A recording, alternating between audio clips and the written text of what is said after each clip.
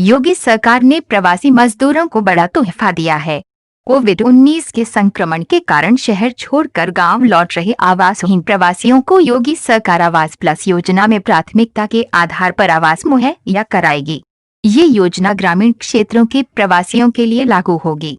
इसके लिए गांवों में पंजीकरण शुरू हो गया है।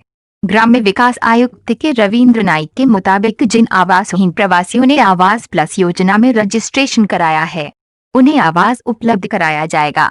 नाइक ने कहा कि प्रवासियों के अलावा प्रदेश में अब तक आवास प्लस योजना के लिए 54,31,000 परिवारों ने रजिस्ट्रेशन कराया है। उन्होंने उम्मीद जताई है कि केंद्र सरकार से जल्द ही इस योजना के लिए इस वर्ष का लक्ष्य आवंटित हो जाएगा।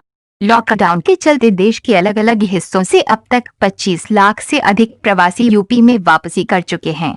इनमें से 75% से अधिक ग्रामीण हैं। वापस लौटे परिवारों में बड़ी संख्या में ऐसे भी हैं जिनके पास गांव में अपना आवास नहीं है। ऐसे में उन्हें अब या तो अपने मूल गांव में ही किराए पर मकान लेना पड़ रहा है या फिर कच्चा मकान बनाकर रह रहे हैं। इस समस्या को देखते हुए सरकार ने आवास देने का मन बनाया है। देश में कोरोना मरीजों का आंकड़ा 1,51,000 के पार पहुंच गया है।